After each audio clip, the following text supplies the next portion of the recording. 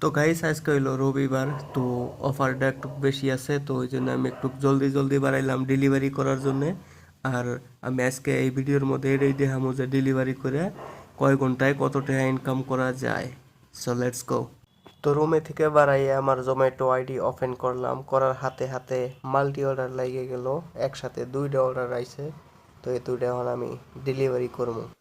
তো দুটোই order pick up করে আমি রওনা দিলাম কাস্টমারের লোকেশনে যাওয়ার জন্য। তো কাস্টমারের লোকেশনে যাই দেখি কাস্টমার ক্যাশটি নিয়ে রেডি হয়ে হয়েছে।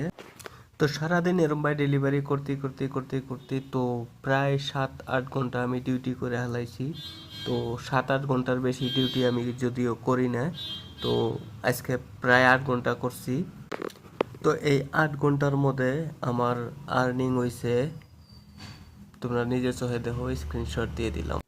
আমি অনলাইন আছিলাম 7 ঘন্টা 45 মিনিট, অর্ডার ডেলিভারি করছি 19টা, টোটাল আর্নিং হয়েছে 1411 টাকা, আর টিপস আসাল 30 টাকা। এই ডেলিভারি কামে আর্নিং প্রচুর আছে, but I will not suggest to any one, because এটা খুবই রিস্কি কাম। সারাদিন গাড়ি চালানি, আরও যেসব হাইওয়ের মধ্যে যাওয়া লাগে কোনো অর্ডার নিয়ে, তো খুবই রিস্ক হয়ে যায়। তো আজকের জন্য এই পর্যন্তই।